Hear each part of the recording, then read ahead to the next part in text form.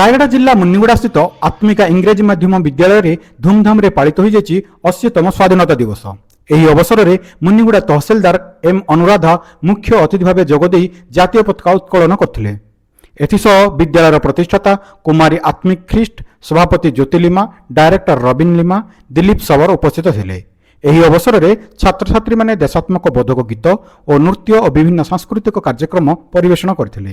ସୂଚନା ଥାଉ କି 2010ରୁ ଦୀର୍ଘ 15 ବର୍ଷ ଧରି ଏହି ବିଦ୍ୟାଳୟ ଆଦିବାସୀ, ହରିଜନ ଏବଂ ନିୟମଗିରି ଡଙ୍ଗରିଆ ସମ୍ପ୍ରଦାୟର ପ୍ରାୟ 90% ଛାତ୍ରଛାତ୍ରୀଙ୍କୁ ଶିକ୍ଷାଦାନ ଦେଇ ଆସୁଛି। ଆଦିବାସୀ ଓ ଅନୁନ୍ନତ ବର୍ଗର ପିଲାଙ୍କୁ ଶିକ୍ଷାର ମୁଖ୍ୟ ସ୍ରୋତରେ ସାମିଲ କରିବା ସହ ଆଜିର ଦିନରେ ଏଭଳି ପ୍ରୟାସକୁ ନେଇ ସ୍ଥାନୀୟ ଅଞ୍ଚଳରେ ପ୍ରଶଂସା କରାଯାଇଛି।